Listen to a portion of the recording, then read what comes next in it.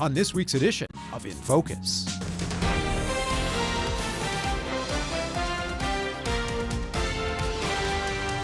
I accept your nomination to be President of the United States of America. A historic Democratic convention and another very eventful week in the race for president amidst another shakeup in the race Friday, with RFK Jr. suspending his campaign, endorsing Trump, and taking his name off the ballot in some key battleground states. I have a lot of respect for RFK Jr. You know that. I've known him a long time. All right, so a lot happening this week as Democrats gather not far from here in Chicago for this year's Democratic convention. We'll talk with our panel about the race and get Indiana reaction to the DNC in just a minute. But we start with a recap of this week's convention from Washington correspondent Basil John, who is in Chicago for the convention. Vice President Kamala Harris has formally accepted the nomination for the Democratic Party, and the crowd was electric as she came out onto the stage.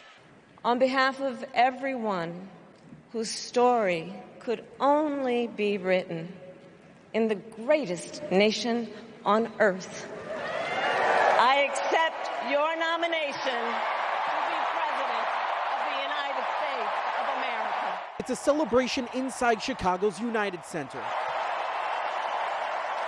as Vice President Kamala Harris accepts the Democratic nomination for president. This election is not only the most important of our lives, it is one of the most important in the life of our nation.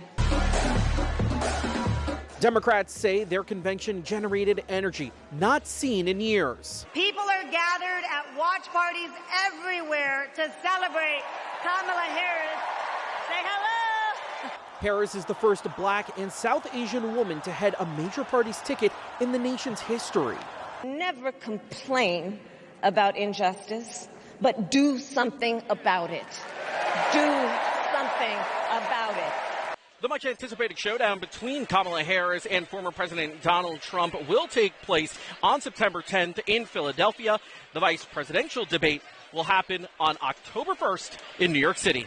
Reporting in Chicago, I'm Basil John. All right, Basil, thanks. Of course, at the convention this week, we also heard from the vice president's running mate, Minnesota Governor Tim Walz. Thank you, first of all, to Vice President Harris. Thanks for putting your trust in me and for inviting me to be part of this incredible campaign.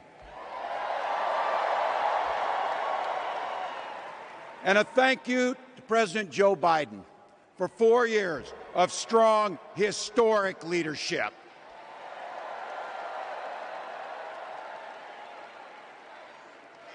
It's the honor of my life to accept your nomination for Vice President of the United States.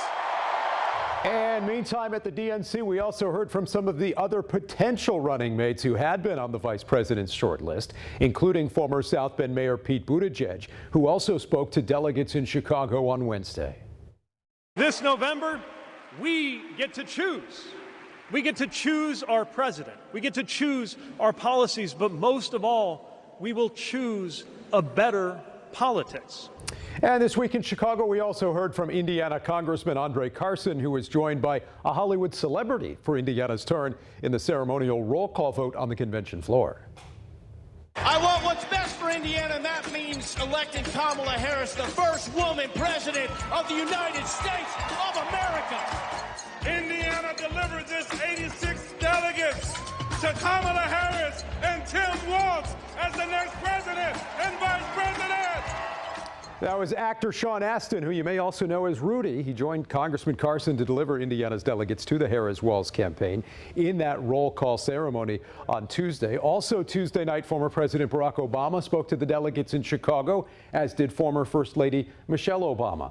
While Monday night's keynote speaker was the current president, Joe Biden, who of course made that historic decision earlier this summer to end his bid for re-election. It's been the honor of my lifetime to serve as your president. I love the job, but I love my country more. Let me ask you, are you ready to elect Kamala Harris and Tim Walz, President and Vice President of the United States? Now, President Biden did not remain in Chicago for the entire convention, but certainly made headlines in that speech there on Monday. On the other side this week, Indiana Congressman and U.S. Senate candidate Jim Banks said Joe Biden's speech permanently tied Kamala Harris to his disastrous policies. He said he made it clear that Kamala was his sidekick every step of the way. He said his failures are hers and that the American people will hold her accountable on November 5th. Now, this week at the DNC, we also heard from Banks' opponent in the Senate race, Democratic candidate Valerie McRae, who shared her thoughts on the convention. The energy is just there. So going into the election, I feel much more positive. I felt positive before, but now I just feel like we can do this. Hopefully they can get the vote out. If we get the vote out, get people out to vote, hopefully it will affect the down ballot as well, because that's the biggest push, get people out to vote. We know that if people get out to vote, they're mainly going to vote Democrat, and so that'll help all of us down the ballot. And this week, we also got reaction from a number of Indiana delegates at the convention, including State Rep Cherish Pryor from Indianapolis. What the people are seeing on TV and in their at home is a lot of excitement, a lot of joy. People are really happy about the tickets that we have, and they're excited to go to the polls and start working. I mean, it's just been amazing. Seeing that many people supporting the campaign, the ticket, it just speaks to where we're going as not only a party, but as a country. This is bigger than Democrat, Republican. This is all about the future of where we are as a country and our impact on the world. Just the excitement she brings to the ticket with what she's done, and I think what we can continue to do with all of the initiatives that were started. And now I'm hoping to see that some of those can go forward with her in office. And this week, our Washington bureau also caught up with party officials from both sides of the aisle, including DNC Press Secretary Emily Song.